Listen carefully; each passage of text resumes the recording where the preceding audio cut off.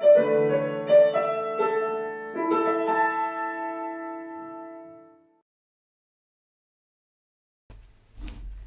day, everyone. Welcome to Sound Espressivo.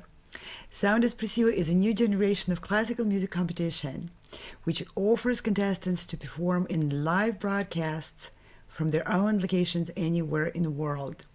We turn people's living rooms and studios into virtual concert halls. Sound Espressivo panel of judges represents top performing artists and music educators from around the globe. Sound Espressivo offers an unprecedented array of awards for musicians. Welcome to our podcast, Meet the Judges, Music Promoters, Music Managers, and Music Educators. Welcome. No matter where you are or who you are, music connects us all. We started with a dream, but now we are paving the future. Welcome to the Sound Espressivo Global Competition. Fully virtual, yet bringing musicians closer together than ever before, now on a global scale. True live, inclusivity, diversity, connection, community, an extraordinary array of judges. Get noticed by companies all over the world. Prizes, scholarships, performance opportunities. Apply to be a part of the most exciting congregation of artists like nothing you've ever seen before. We guarantee quality and leave no musician behind. We can't wait to hear you on the virtual stage.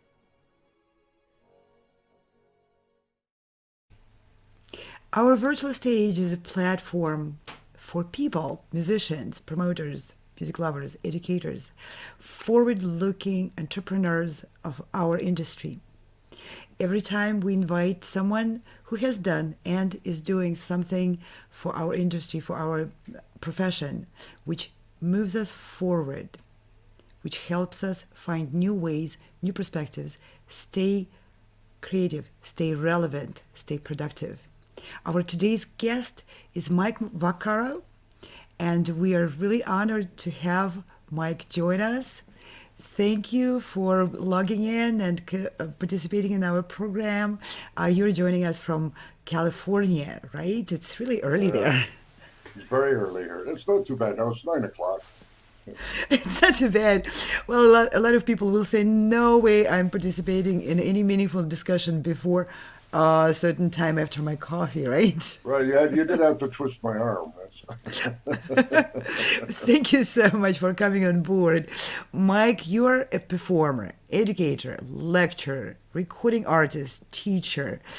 You're a music producer, founder, and you established your own Mike Vaccaro Productions company. You produced shows for some of the biggest name companies in the United States.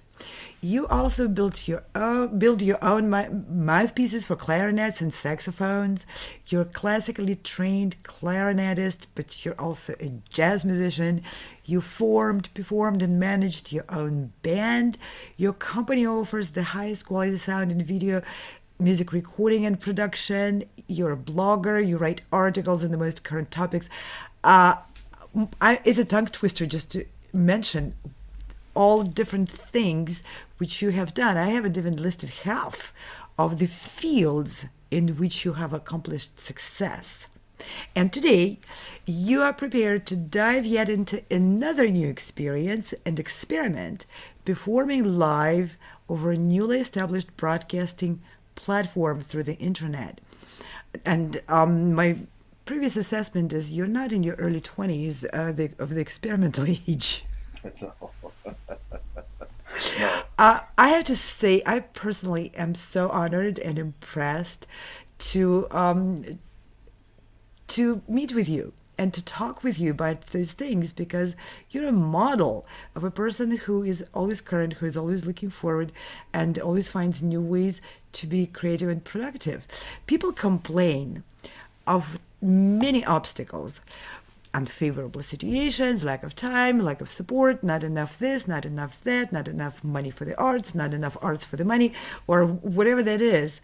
Those obstacles are, of course, challenges. They exist, but they exist equally for all of us. People like you find ways to work with the obstacles, turn them into challenges, into opportunities. Many people never accomplish their dreams because there's just so many reasons not to accomplish the dreams. But you did. And you continue to accomplish what you set out to do and what many other people see as an unattainable dream. I have a question, and it's my personal question, but I'm sure our viewers would appreciate your answer to that question too. What are your most fundamental principles which you apply in your professional activities and which empower you to be who you are, to be current, to be creative, to be productive, and to sustain the effort? Well, I would say first of all, I'm a Type A personality, so I have a hard time sitting down. So I don't have a hard time sitting down. I have a hard time doing nothing while I'm sitting down. So I'm always looking for something to do, and life is hurdles, and no matter what we do in life, you have to, you know, uh, a teacher used to tell me learning is a difficult thing to do. And I found that to be true. Now, there's some people that it's not difficult for. For me, I've always had to work a little harder than anybody else. And I don't mind it, but I'm a little jealous of it sometimes. I mean, there are people that are just probably just smarter than me or something. I don't know. But I found the whole journey to be one hurdle after another, and one new musical problem after another. That just you work on it till you get it. You work on it till you get it. This is the golden, simple advice which is applicable everywhere. And just last night, I saw you do just that. Work on it until you get it when we were preparing to produce your live sound on your saxophone. Mike, I'm so excited to hear you play on the virtual concert hall platform. Can we do it now? Right this second? Sure. Yes! Yeah. Okay. So this is a new song that I'm doing a new album. My last album that I'm putting out now is classical, but I'm doing a jazz album next, and they're called torch songs. Like country western music. My baby left me and all that kind of stuff. So today I'm going to play for you every time we say goodbye. Uh-huh. Okay. So I'm excited. okay. I'm not gonna. I'm gonna play it once through. That's all. Thank you. Unless you force me to do more. I might. Okay. I didn't know we were going to do this early in the performance. Okay, here we go.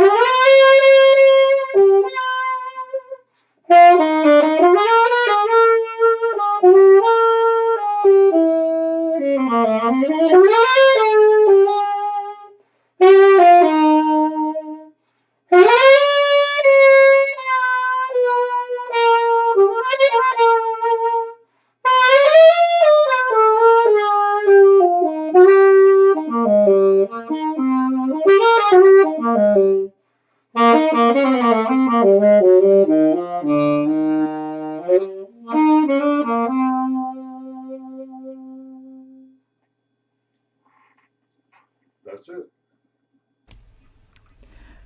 And that is absolutely astonishing.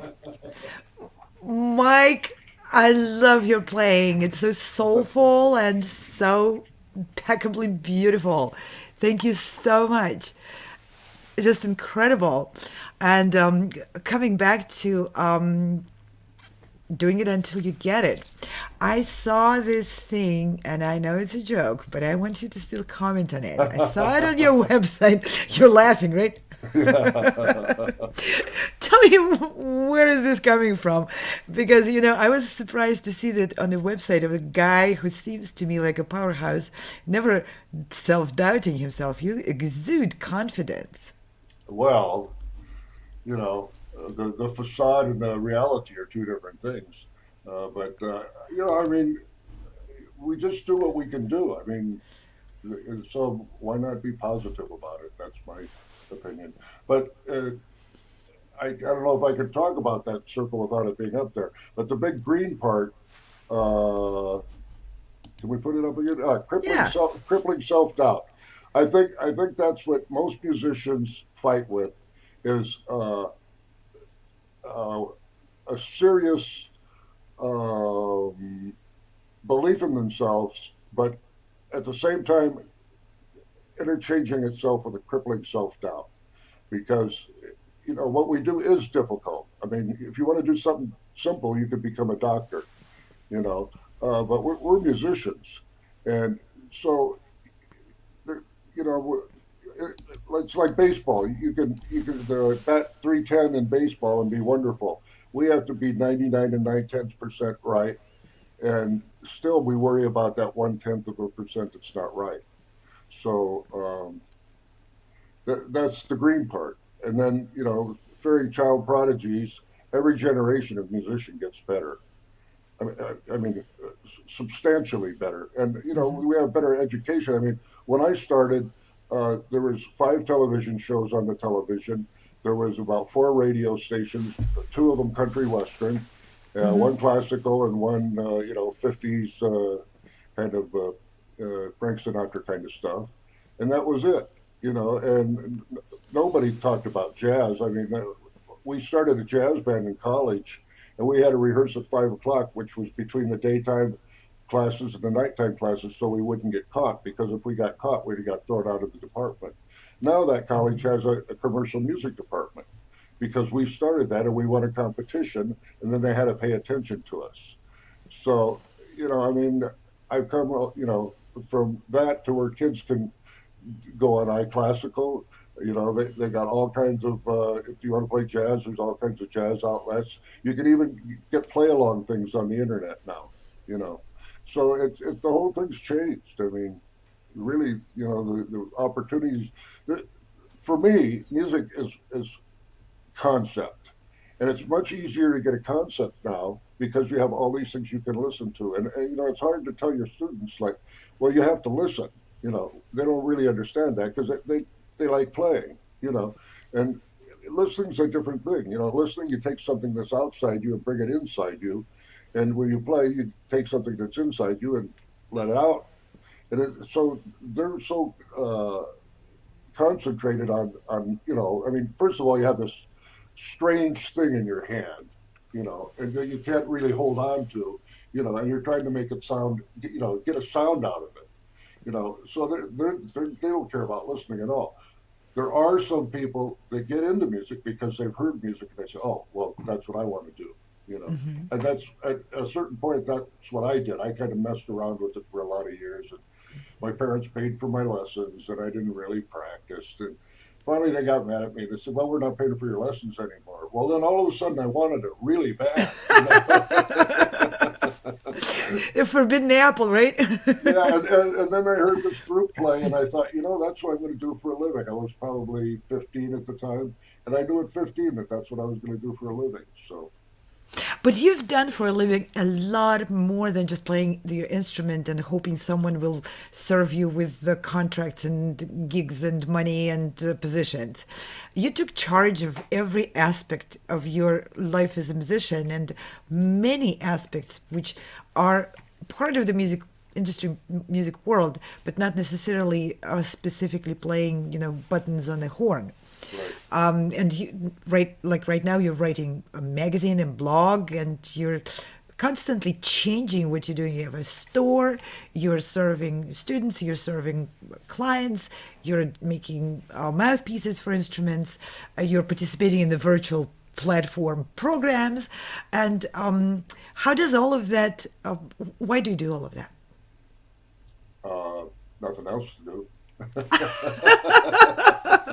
It's what I do, and what happens is you get you get on a job and or you're going to play a job, and all of a sudden the band needs a group, somebody to sell the group. Well, why not me?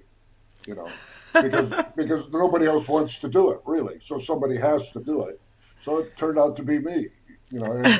And one thing grows into another, and all of a sudden you're doing sound lights and staging because somebody else is on the show, and for me, I had 10 years where I really didn't play much at all. I just fronted my own band, uh, celebrity accompaniment because I've been playing 3 years in a dinner theater, and I could not do 3 months of another crummy show again. The shows got better, but we were doing Rogers and Hammerstein, and that's okay for a night or two, but then the internal dialogue gets very loud, and Hmm. so I couldn't take it anymore basically, and so I got into production, and then after 10 years of doing that, I had it, a couple of big wins and a couple of big losses, and I wanted to go back and play again. So by then I was, working on Broadway shows, but in bigger theaters with big orchestras. And then the last 10 years of my life, I was in the movie business, Oh, wow. just doing, So, what from what you're sharing, I want to summarize, and please disagree with me if I'm wrong. So, what made you as a successful musician and in so many fields is every time you see something new, you just put a question in front of yourself. Why not me? Let me right, try. right. Well, I've run my career on whatever comes in front of me. That's what I learned how to do. I mean, I wasn't. I'm a classical musician that plays some jazz and pop. Okay, but I am a classical musician. But other things come in front of you. Like I played the Scaramouche by Darius Mail when I was a junior in college, and 6 months later I was on the road with Stan Kenton's band because that's the opportunity that came up. And I wasn't going to turn down an opportunity to be a professional musician.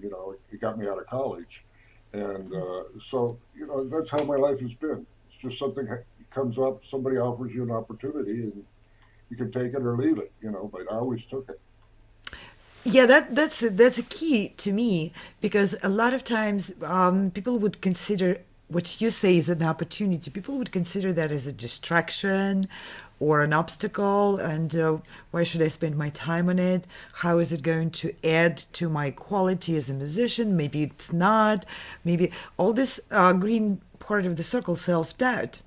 You conquered it. Yeah, well, except for the 10 years, when I was really in the production business, uh, I have a rule, and it's that I practice 1 minute a day. Well, we know we can't practice 1 minute a day, No. but I do it. I mean, if I'm sick, I practice 1 minute a day. So I might only get 2 minutes in, but there's a lot of days where I get 2 or 3 hours in, because I'm just interested in it. Hmm. So I think that's a really good rule for any student is, practice 1 minute every day, and just see where it takes you. And if you can't do the 1 minute a day, you probably shouldn't be in it anyway. So Yeah, you can find something else you can do 1 minute a day and yeah, sustain that. exactly. Yeah, exactly.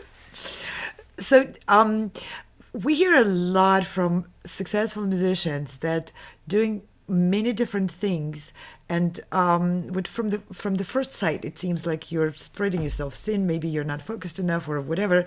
But people share with us that they believe, looking back, doing all the things which are not specifically very narrowly playing the instrument, not exactly playing the instrument, but all these other additional things made them better musicians and better people, and made them in the end more successful as musicians too. Would you agree with that? Oh, yeah, I would. If you're only a musician, you live a very narrow life, and there's nothing wrong with it. It's a great life. you know. And there's a lot of people that prefer to do that. I'm just not one of those people. And like I said, I do put in 2 3 hours every day practicing. So I'm never. I mean, for me, music's not a job; it's a religion. And so you got to practice your religion. So that's what I do. So then that leaves me a lot of hours in the day to do something else. It used to be performing, and I don't perform as much anymore now at my young age of 73. You sound younger than a lot of youngsters who sit in the corner and complain about everything being a terrible obstacle towards their dreams. You just take the dream one step at a time, and you're not afraid of the learning curve involved, and that's extremely encouraging because we can learn things, and you're proof of it. You just took a completely new project of learning new technology and applying it and creating your own videos. And you shared with me that it's a huge learning curve, but you shared that with a smile. Yeah, well, another hurdle. We like those hurdles, you know. You gotta love your hurdles, right? Yeah, you gotta love your hurdles. You can't be afraid of them.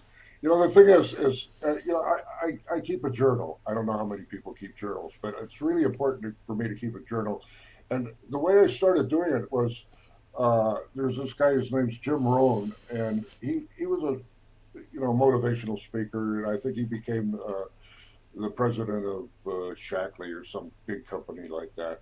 But he had a seminar he was giving, and he heard my band playing it somewhere, and he said, look, would you just bring a piano player and you just play for lunch and dinner, and I'll let you take the course for free. And the first thing he did was hand out journals to everybody. He says, I want you to start writing things down. And just writing. There was a 3 day seminar, and in 3 days, I think I filled up a quarter of the journal he gave me, and just spectacular ideas. Like how do you live your life, and why you should be philanthropic, and a whole bunch of things. Hmm. And so journaling is important, I think, for anybody, because you collect your own thoughts and you collect the best thoughts of other people. That's very enriching. Great advice. Yeah. I gotta share with you, I keep a journal, so I can't promise to start one.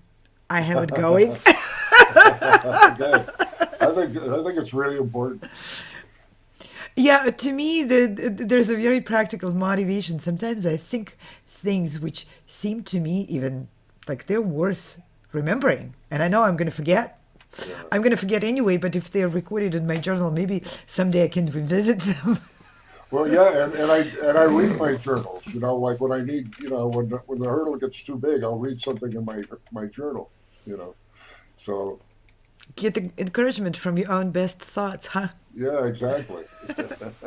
That's wonderful.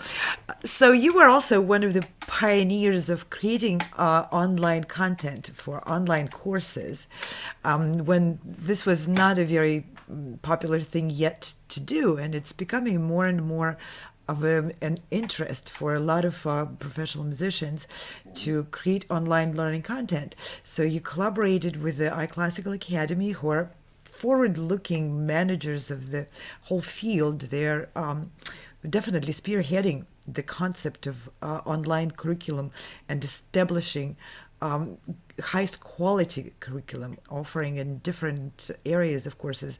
They just launched the 360 musician, which is a tremendous concept, offering basically the whole curriculum where people can get a very rounded education, not just specific to their instrument, but also all the other fields which musicians need to be acquainted and at least aware of, because they're going to deal with the management and with the interpersonal relations and with the social media relations. They're going to deal with that in their profession.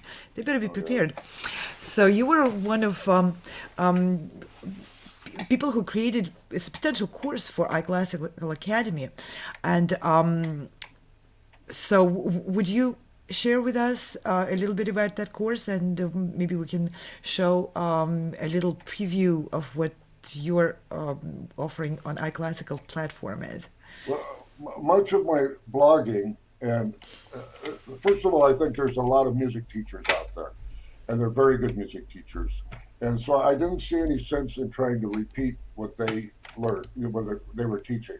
Now, sometimes I don't agree with them, but so, there's several roads to success. So, you know, so what I tend to write about is the business of music because I do know about the business of music. I've contracted Grammy Award records, and it just the business is really important. And every musician is in business whether they realize it or not.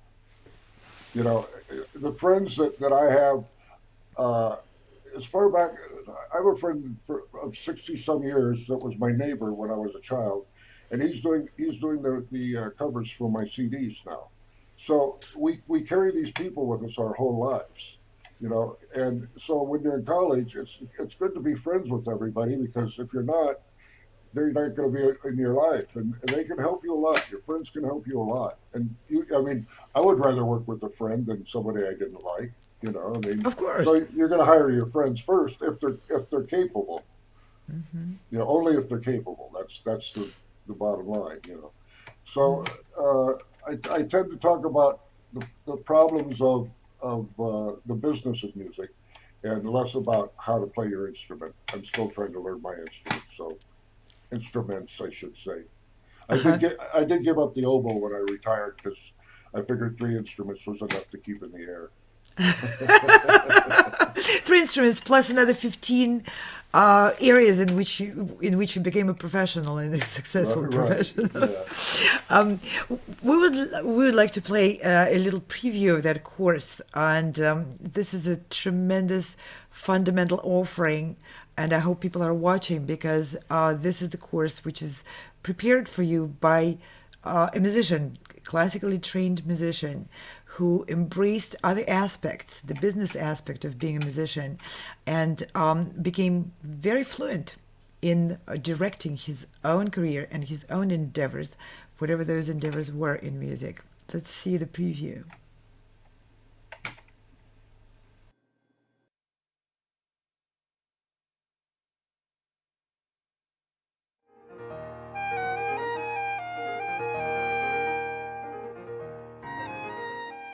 Wherever you are in your musical path, I hope my recollections of the music business help you make decisions about your place in our musical society and how to improve your visibility.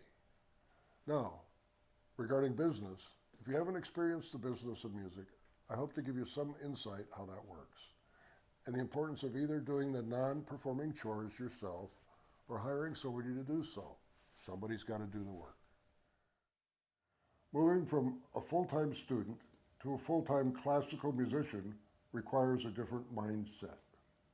Student abilities and performance abilities are different, and the way you approach practice and finding teachers will have a huge influence on the way you will gain your career goals. In this module, we'll be looking at four major ideas: the importance of practice, different approaches to practice, assessment of career goals, and selecting teacher for your career goals. So let's start with number one, the importance of practice. It's important to consistently take the initiative to put together groups that work on new music. If you're ready, you'll be surprised at how many times a great opportunity will present itself. Don't wait for a formal organization to create an opportunity. Find friends with similar ambitions and composers who need their music performed and create something new. To be a soloist that makes a living, you must have world-class name recognition. Did I say you must have world-class name recognition? The key word here being must. These days, that means you must likely have won, or will have to win, one or more competition, including a competition that is known worldwide. You'll also need to sign a well-known recording company contract and a contract with an agent. Even in your youth, you must enjoy being the center of attention to have a good chance at a solo career. But that doesn't mean being a diva or difficult, as being personable is a must. Be humble and befriend all around you, especially the audience.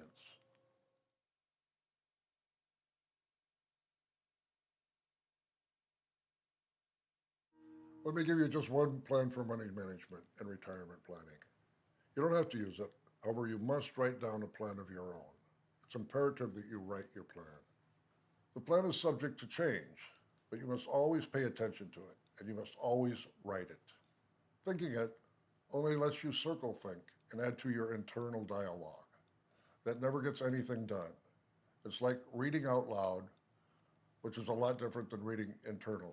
So here's my personal plan.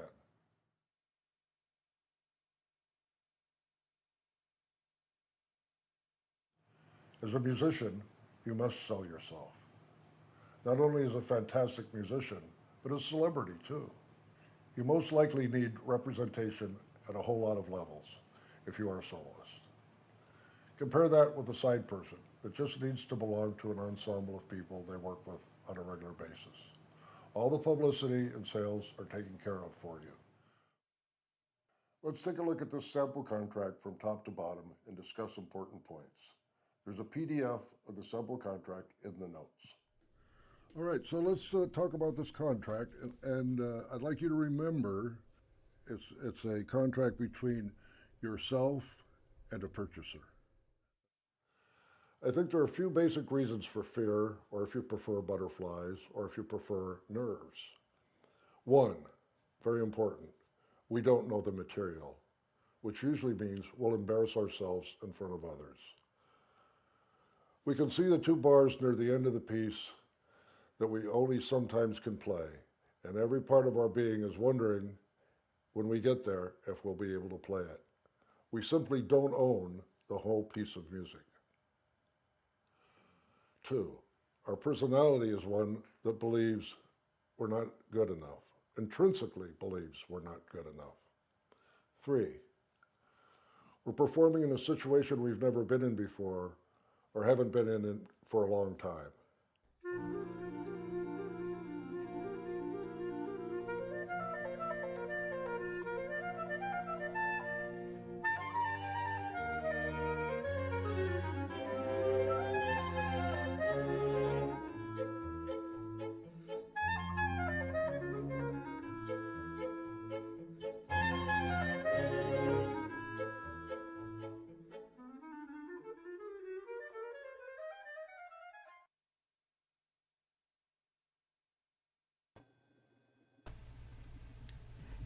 Just to say the words you say in this course takes years of practice and thoughtful approach to life. This is incredible. I went to this course, Mike. Can I have it? You can, of course, you can. I think it's only $59. I can spring that much for this Yeah. much knowledge, for this wealth of advice and wisdom. Absolutely. Great. Because it's going to empower me to go forward with a better attitude, with a more productive approach. It's incredible. Your sharing is just marvelous. To me, philosophy is really important in business. And again, we get back to the journals. If you have the philosophy as intrinsically part of yourself, everything you say has to do with philosophy. It's really a philosophy of business. I mean, I'm not a used car salesman. That's not who I am. I don't live for the sale. I live to do a good job and hope to get repeat business. So, the Absolutely. philosophy is really important. Absolutely. Because that's what we based on our decisions and our choices determine the tomorrow of our life, our Right. today's choices. And they have to be based on something solid, and that's your system of values, your philosophy. It has to be established. We can't just avoid speaking about that and avoid developing it for our own self. Yep. My dad said something to me when I was young, and I'm not sure whether it hurt me or helped me, but he says, if you can't do it right, don't do it. Well, for a long time I wouldn't do things because I didn't have the commitment to do it right, like play golf. I'm never going to be a good golfer, but I gave it a try at least, so. That's right. Well, what I think my parents used to say something similar along those lines, and when I was younger, I took it as a black and white kind of statement. But I think now I learned to understand it differently. And if you don't do it right, that's a good word. It wasn't the word perfect. Right. And doing it right means doing it the best way you know how it can be done at the moment. Well, Tomorrow you'll know a better way. yeah, I didn't know that for years. It took me a long time to figure that out. So, yeah, Yeah. Well, we got to learn something, right? After we yeah. finished high school, I, and I learned the most after I was 50, I think. that's interesting. Yeah, So because I had a more open mind and I was much more relaxed. You know, young guys aren't don't tend to be very relaxed. true, true, and we would like to also watch a little preview of your sax quartet. Okay. That's a phenomenal group from four musicians, and we, I would like to present the cooperation and collaboration, and which reflects your principles of who to work with and how to work with your friends. Let's hear it.